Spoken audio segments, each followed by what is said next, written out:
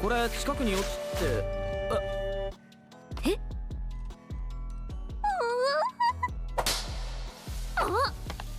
？Ladies and gentlemen, welcome to Animefied. Today let's discuss about anime named Renaiflops. So, let's begin. The main protagonist named Asahi suddenly witnesses the love of his life right in front of him, but she runs away after feeling shy. He chases after her but is woken up by his alarm system, which is operated by an AI robot named Lovren. Asahi has a brief argument with Lovren before he watches some TV, and notices a fortune teller who seemingly tells him that his life is going to change. She talks about various spots, such as the train and the stairs, but none of this makes sense to Asahi. Anyways, he decides it's time to go to school, so he heads out to catch the train. However, Asahi crashes into a cute girl named Ai in the middle of this path, and she lands on his face. Asahi is shy about seeing the treasure on top of him, but Ai reveals that she actually wanted him to see her pantsu. Our hero is shocked to witness such behavior, but doesn't think much of it and awkwardly makes his way out. Later, Asahi heads to the train but bumps into a mature woman named by Mangfa, who falls asleep on his shoulder. After an abrupt halt, our hero ends up touching Bai's hidden treasure and is given a kick for being creepy. As he walks away in embarrassment, our hero realizes that he's bumping into girls at the same places that the fortune teller had mentioned in her earlier prediction. To add fuel to the fire, another girl named Karen trips off the stairs and crashes into Asahi. As expected, she ends up sitting on his face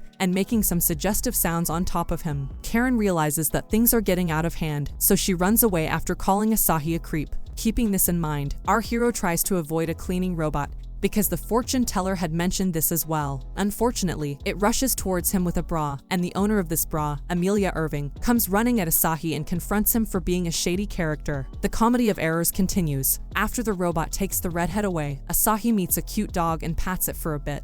But then he notices a girl named Ilya getting violated by a much larger beast. Asahi wants to ignore the situation and walks away because he thinks that Ilya is actually a boy. But then karma hits him fast, as the dog decides to release his heat on Asahi instead. Our hero asks Ilya for help, but she simply runs away, feeling embarrassed. Asahi wakes up after his trauma and rushes to school as he is already late. In a massive twist, the new students in his class include Ai, Amelia, Ilya, Karen, and even his new teacher turns out to be Mangfa. The teacher notices Asahi as a late entry in class, and the girls try to talk to him, but he acts weird in order to avoid an awkward scenario. Unfortunately, he was found out and slapped for his earlier antics. Luckily, Asahi finds a new friend named Yoshiho, who is actually impressed by his conquests with the ladies. The fantasy girls don't seem to be too fond of Asahi, but it seems as if Ai has a soft spot for him. Later, Yoshihi tells Asahi that he shouldn't take so much stress, and he should try to sort it out with the girls. Our hero takes his advice and begins chatting with Ai. Things are going well, so he decides to return her pantsu,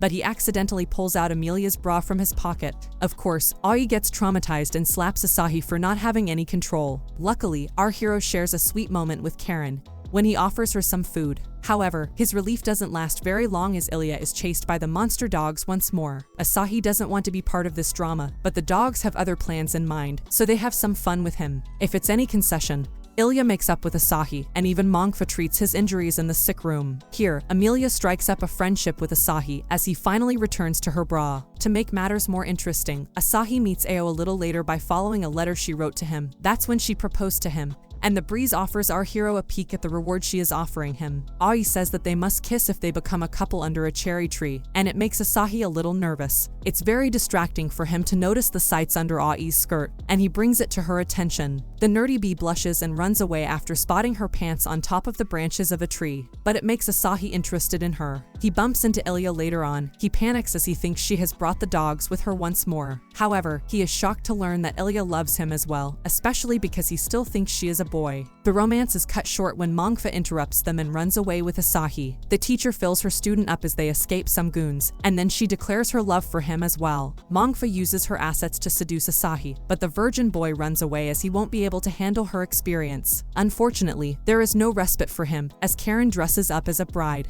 She tries her best to make Asahi her husband, but he manages to give her the slip and escapes. Unfortunately, Amelia is also after his life and tries to trick him into signing a marriage form. Asahi avoids her and rushes back home for some peace and quiet. However, it turns out that all the girls have started living in his house as his new harem. Asahi is very confused by all this attention, and that's when Lovren states that these girls have been chosen by Asahi's dad as his potential brides. They are to live with him till he picks a wife, and Asahi can already see how this idea can go terribly wrong. Our hero doesn't want to participate in this charade, but the girls urge him to give them a chance. The fantasy babes kick things off by cooking dinner for their lover boy, and then Ai gets close and personal with him. Asahi tries to find some privacy in the bathroom, but Amelia and Karen take off their clothes and try to seduce him over there. There's no rest for the virgin as Asahi finds Mongfa spying on him in his room, so he decides to leave his house. This way, he can finally be by himself. Asahi visits a beautiful shrine and enjoys the calmness around him, while Ai comes to fetch him home. She begs him to come back and promises that the girls will leave. However, our hero doesn't want to kick out his harem, so he tells Ai that the girls can stay. The couples come back home,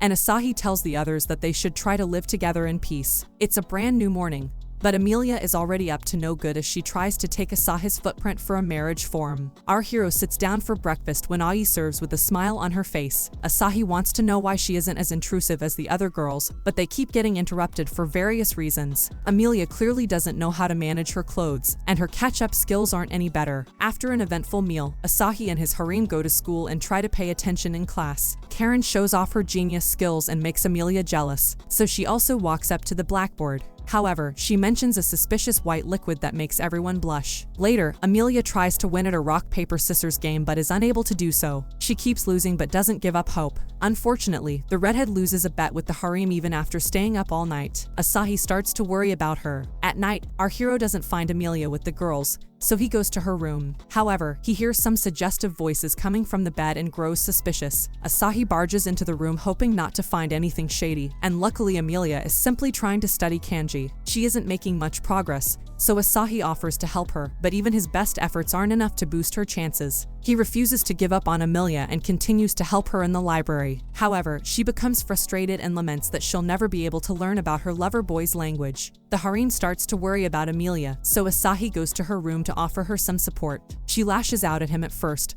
but then she breaks down in tears and says that Asahi will never like her. Our hero offers comfort to the redhead, and this triggers extreme feelings of love. Amelia finally comes to her senses with the harem secretly spying on their conversation. Asahi exposes them, and then Amelia finally gets down to business with their kanji studies. The dazzling redhead finally achieves what she wants by scoring well in her tests. Meanwhile, Yoshiho continues to feel jealous of Asahi's harem. At night, Ilya thinks back to her past when her dad told her to live as a boy. She is visibly upset by this memory, but Asahi walks in on her in the bathroom, and it makes her feel embarrassed. Now, the girls win a trip to the hot springs, so they make their way to the Feather Fan Inn. However, the hostess of the inn is a giant woman who could easily be mistaken for a man. Asahi and Ilya take a room together, and she plays along as a boy without realizing the consequences. Asahi even gives Ilya a light spanking before the girls gather to play some tennis. It's all fun and games until Mongfa decides to play dirty and uses a secret technique that tears all of Karen's clothes. She hides in embarrassment while Asahi faints from the impact of a ball attack. At night, the harem and their lover boy enjoy a heavy meal, but then Amelia suggests some naked sushi. The hostess makes a scary appearance, after which she talks about a tengu platter. Amelia is told about the legend of the tengu creatures, and then the hostess states that the hot spring has actually been visited by one of the mythical beasts. Later, Asahi and Ilya go for a bath,